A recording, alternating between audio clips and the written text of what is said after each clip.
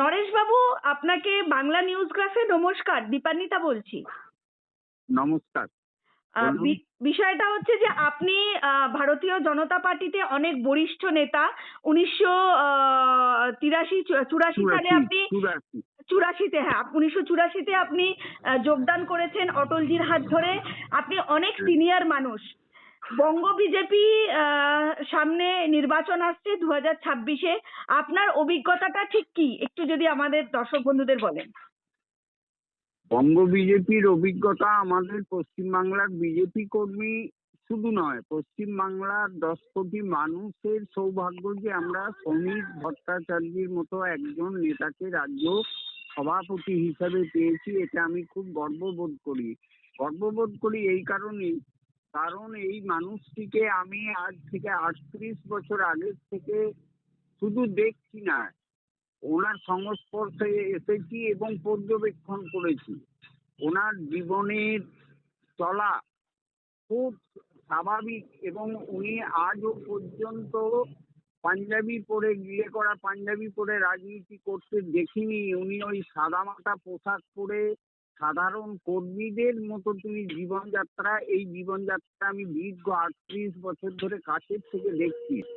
এবং শুধু তাই নয়, উনি রাজ্য সভাপতি হয়েও, সাংসদ হয়েও উনি কোনো নিরাপত্তারক্ষী সিকিউরিটি নেননি। কারণ আমি জানি ওনার মানসিকতা, পশ্চিমবাংলার মানুষের নিরাপত্তা নেই, তো উনি একা নিরাপত্তা নিয়ে কি করবেন, এই মানসিকতা। নরেন বাবু, এখন তো দেখা যায় এই বঙ্গ বিজেপির নেতাদেরই দেখা যায় প্রচুর সিকিউরিটি নিয়ে ঘোরে, Z+Y+, প্রচুর সব সিকিউরিটি CISF নিয়ে ঘোরে। তাহলে সেখানে শ্রমিক ভট্টাচার্য নেন না কেন? ওনার শ্রমিক ভট্টাচার্যের মধ্যে বিজেপিকরণ হয়েছে। যারা সিকিউরিটির ঘেরাটোপে ঘুরে বেড়ায় সমস্ত কর্মীকে অসহায় রেখে, আমি তাদের সঙ্গে একমত নই। আমি মনে করি তাদের মধ্যে এখনো বিজেপিকরণ হয়নি। আমার অভিজ্ঞতায় আমি বলছি, পশ্চিমবাংলার মানুষ আজকে রাজ্য সভাপতি হিসাবে শ্রমিক ভট্টাচার্যকে পেয়েছে নয়, পশ্চিমবাংলায় শ্যামাপ্রসাদ মুখার্জিকে পেয়েছে। এত সৎ, পরিচ্ছন্ন এবং স্বাভাবিক, মানে হচ্ছে মেঠো মানুষের মতো। আমরা গ্রাম বাংলার কৃষক পরিবারের সন্তান, যদিও আমি ফিজিকালচার করি, ওইটার ওপর আমি ডাক্তার, সায়েন্টিস্ট।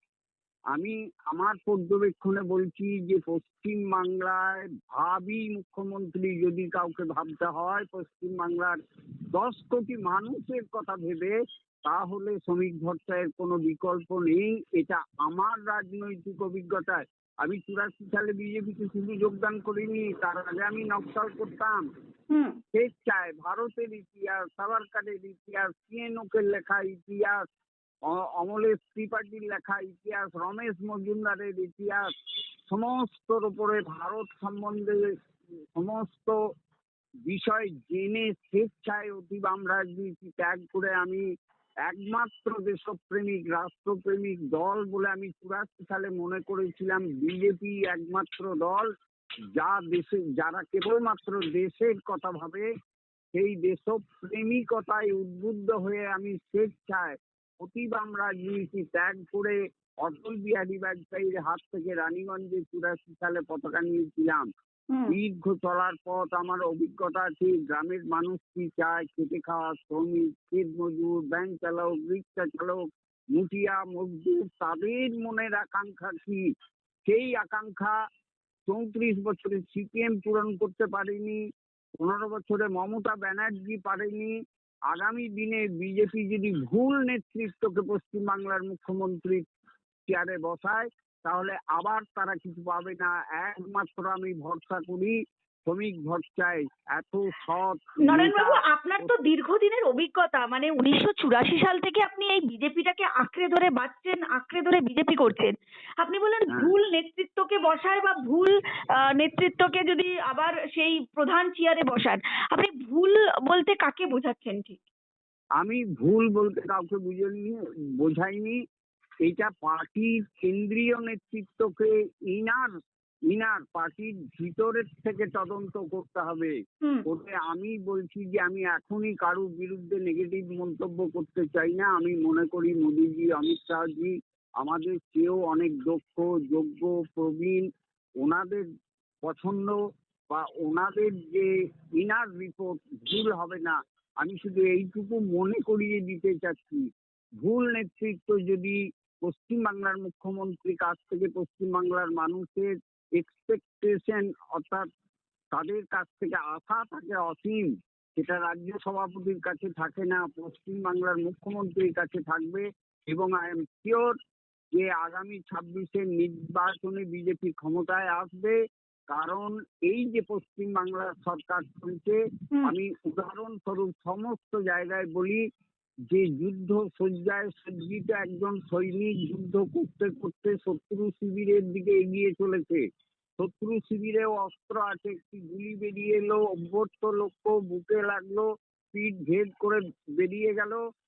সেই যুদ্ধসজ্জায় সজ্জিত সৈনিকের মৃত্যু ঘটলো, কিন্তু ক্ষমতার লাগাম এখনো হাতে, ঘোড়াটা তো মরেনি। তাই একটি জীবন্ত ঘোড়া বয়ে নিয়ে চলেছে একটি মৃত সৈনিককে। আর একটি জীবন্ত ঘোড়া একটি মৃত সৈনিককে বয়ে নিয়ে যাওয়ার পরিণতি কি? হুড়মুড়িয়ে মৃতদেহটি ভূপতিত হবে। তাই পশ্চিমবাংলার যে সরকার চলছে, ক্ষমতার লাগাম এখনো হাতে, ঘোড়াটা মরেনি, একটা মৃত সৈনিককে বয়ে নিয়ে চলেছে একটা জীবন্ত ঘোড়া। তাই 26-এর পরিবর্তন কোনো সাধারণ পরিবর্তন নয়। এই পরিবর্তন আমি মনে করি না বিজেপির কর্মীরা আনছে, এই পরিবর্তন আনছে তৃণমূলের সাপোর্ট বেস। বিজেপিকে ক্ষমতায় বসেছে তারা বীতশ্রদ্ধ, তারা সন্ত্রাসের জন্য মুখ খুলতে কেন পারছে নরেন বাবু না। কেন বলছেন যে এই পরিবর্তন বিজেপির কর্মীরা আনছে না? কারণ কোথাও কি মনে হয় যে বিজেপির আনছে না, কর্মীরা বা এই কথা বিজেপি পুরোপুরি গ্রাউন্ড থেকে এখনো সেইভাবে শক্তিশালী নয়? আপনার সেটা মনে হচ্ছে? এখনো গ্রাউন্ডে এতটা শক্তিশালী নয়। কিন্তু আজকে বলুন, উদাহরণস্বরূপ হুমায়ুন বলুন, মিম বলুন, আইএসএফ বলুন, যে কটা বুথে যদি 5টা ভোটও কেটে নেয়, কাদের ভোট কাটবে? তৃণমূলের ভোটটা কেটে নেবে। তাই স্বাভাবিকভাবেই তৃণমূল দুর্বল হয়ে যাবে। প্রকারণটা আমার অভিজ্ঞতায় বলছি, 77 সালে আমি ভোটার হয়েছি। আমার কাঁকসা বিধানসভা কেন্দ্র, তখন নকশালরা সিপিএম কে মন্দের ভালো বলতো। মন্দের ভালো হিসাবে আমি সিপিএম কে ব্যালটে ভোট দিচ্ছি। বুথে এজেন্ট নেই সিপিএম এর, বাইরে সকালে তালাই পেতে বসেছিল, কিন্তু তারা চলে গেছে। কংগ্রেসের সন্ত্রাসের জন্য দাঁড়িয়ে থাকতে পারেনি। কিন্তু ওই বিধানসভা, আমার নিজের বিধানসভা কাঁকসা বিধানসভা, 70,000-এর অধিক ভোটে কংগ্রেস পরাজিত হয়েছিল এবং সিপিএম জিতেছিল। তারা ক্যাডার দিয়ে ভোট করেছিল? ক্যাডার দিয়ে ভোট করেনি। সেই দিন কংগ্রেসের নামে, যুব কংগ্রেসের নামে, বিভিন্ন কংগ্রেসী নামে কংগ্রেসের ব্যাট করে বুথ দখল করে ভোট দিয়েছিল। কিন্তু যারা বুথ দখল করে ভোট দিয়েছিল তারা বামপন্থী দিকেই ভোট দিয়েছিল। নইলে এই মিরাকাল রেজাল্ট সেদিন সিপিএমও করতে পারেনি।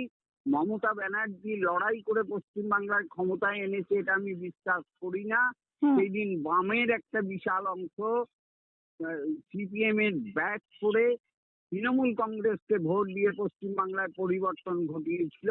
আবার একই ঘটনার ইতিহাসের পুনরাবৃত্তি 2026-এ তৃণমূলের ব্যাট করে বুথ দখল করে বিজেপিকে ভোট দিয়ে পশ্চিমবাংলার বিজেপির ক্ষমতায় বসাতে চলেছে নিশ্চিতভাবে। আমি এটাও বিশ্বাস করি পশ্চিমবাংলার গ্রাম অঞ্চলের ছেলে, আমি গ্রামের মানুষের সঙ্গে আমার প্রতিনিয়ত সম্পর্ক। আজকে যদি এসআইআর বন্ধ করে দেওয়া হয়, ইডি সিবিআই রেড বন্ধ করে দেওয়া হয় এবং একদিনে পশ্চিমবাংলার ভোটের ব্যবস্থা করা হয়, তৃণমূলকে যদি রিগিং করার সুযোগ দেওয়া হয়, তারপরেও কিন্তু পশ্চিমবাংলার পরিবর্তন অবিসম্ভাবী।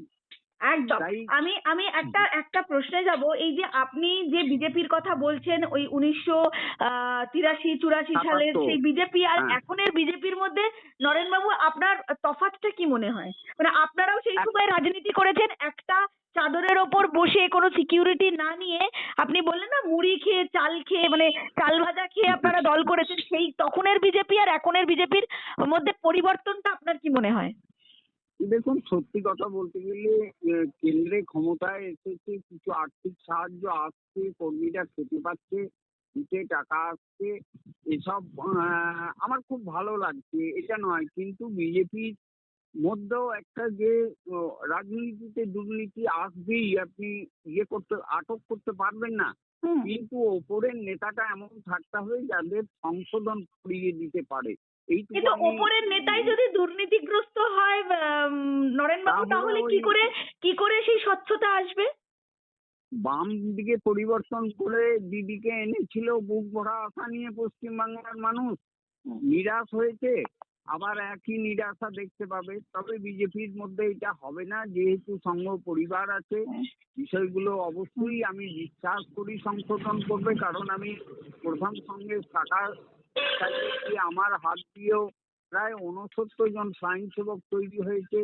আমি সংঘ ভাবনাকে প্রচন্ড শ্রদ্ধা করি এবং আমি মনে করছি কালের গতিতে সৎরা ওপরে যাবে, এটা আমার অন্তরের বিশ্বাস। সেই একদম রকম একটি একদম বলুন। একদম একদম শেষ একটা প্রশ্ন করব, কারণ মানে ফোনেতে আমি এতটা বিস্তারিতভাবে আপনার সাথে যেতে পারছি না। আমি শেষ প্রশ্ন হ্যাঁ, করব। শ্রমিক ভট্টাচার্যের কথা আপনি বললেন, তিনি কিভাবে লড়াই করেছেন এবং কতটা দক্ষ নেতৃত্ব তার মধ্যে আছে। শ্রমিক ভট্টাচার্য, ডক্টর অশোক লাহিড়ী, শুভেন্দু অধিকারী, দিলীপ ঘোষ, আপনার চোখে কে ওই মসনদে বসতে পারে, কে যোগ্য?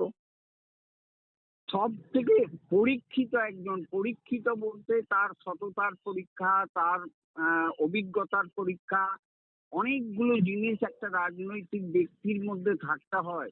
এখানে শ্রমিক ভট্টাচার্যের কোনো বিকল্প আমি দেখতে পাচ্ছি না কারো মধ্যে শ্রমিক ভট্টাচার্যের বিকল্প না। আমি বলছি পশ্চিমবাংলার বিজেপি কর্মীদের সৌভাগ্য, পশ্চিমবাংলার 10 কোটি মানুষের সৌভাগ্য, আগামী দিনে যদি শ্রমিক ভট্টাচার্য রাজ্যের মুখ্যমন্ত্রী হিসাবে শপথ নেন, তাহলে বাংলার মানুষের আশা পূরণ হবে।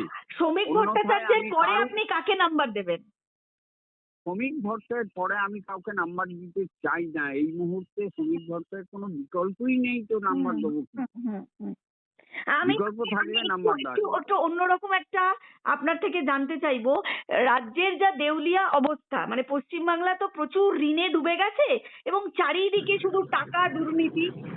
যেভাবে দেউলিয়া একটা সরকার চলছে, সেখানে দাঁড়িয়ে আপনার মনে হয় না যে যদি সরকার পরিবর্তন হয়, এই দেউলিয়া সরকার, সেখানে ইকোনমি, জিডিপি পুরো একদম শেষ, সেখানে দাঁড়িয়ে একজন ইকোনমিস্ট বা একজন মানে এই ধরনের মানুষ যদি দায়িত্বে পান, সেখানে অনেকটা সুবিধা হবে। কোনো কিচ্ছু না, একজন সৎ ব্যক্তির খুব দরকার। সততার প্রতীক বলে মমতা ব্যানার্জি এসেছিল ভোট লাগিয়ে। হুম। মানুষ আজকে শুধুমাত্র অসৎ অসৎকে ঘৃণা করছে। মমতা ব্যানার্জি চলে যাবে তার একটাই কারণ, উনি অসৎ। এবং একজন সৎ মুখ্যমন্ত্রীর দরকার, বাকিটা সে নিজে করে নেবে। মোদিজি সৎ, গোটা মন্ত্রিসভা সৎ হয়ে যাবে। একদম এটা একদম। হচ্ছে আমার ওপরের উদাহরণ। হুম এখানে কোনো বিকল্প নেই। হুম হুম বিকল্প থাকলে নিশ্চয়ই আমি বলতাম, এরা হুম কেউই বিকল্প নয়। বলতে হুম গেলে তো এখন আমাকে আমার দলের বিরুদ্ধে বলতে হবে, আমি দলের বিরুদ্ধে বলি না। হুম। বিকল্প থাকলে আগামী দিনে বিকল্প যদি উঠে আসে তখন নিশ্চয়ই বলবো, কিন্তু এই মানে মুহূর্তে পশ্চিম মুখ্যমন্ত্রিত্ব পদে শ্রমিক ভট্টাচার্য ছাড়া কোনো বিকল্প বঙ্গ বিজেপিতে নেই, না না এটাই আপনি না বলতে আমার চাইছেন? অবজারভেশনে কোনো বিকল্প নাই। আমি ভোট চলাকালীন হয়তো মোদিজি অমিত শাহজিকে দীর্ঘ অভিজ্ঞতার কথা আমি ওনাদিকেও লিখে জানাবো যে ভুল করবেন না, মানুষ মাত্রই ভুল হয়। হুম শ্রমিক ভট্টার বিকল্প এই মুহূর্তে পশ্চিমবাংলায় নেই। শ্রমিক ভট্টাই ভাববেন না উনি পশ্চিমবাংলার শ্যামাপ্রসাদ মুখার্জির বাগ্মিটা, সততা, সব কিছু ওনার মধ্যে। এখানে অস- বিকল্প খুঁজতে যাবো কেন? অসংখ্য অসংখ্য ধন্যবাদ নরেন বাবু। আমি আপনার এই অভিজ্ঞতা খুবই নরেশ মূল্যবান, খুবই নরেশ মূল্যবান। কুমার হ্যাঁ, হ্যাঁ হ্যাঁ, মানে আমার আপনার, নাম নরেন নয়, নরেশ কুমার। আচ্ছা, নরেশ বাবু, আপনার অভিজ্ঞতাটা সত্যিই খুবই মূল্যবান। আমরা আবার আগামী দিন আপনার সঙ্গে যোগাযোগ করব এবং আপনার এই মূল্যবান বক্তব্য এবং যত নির্বাচন এগিয়ে আসবে, আপনার অভিজ্ঞতা মানুষের সামনে তুলে ধরবো। নমস্কার। নমস্কার।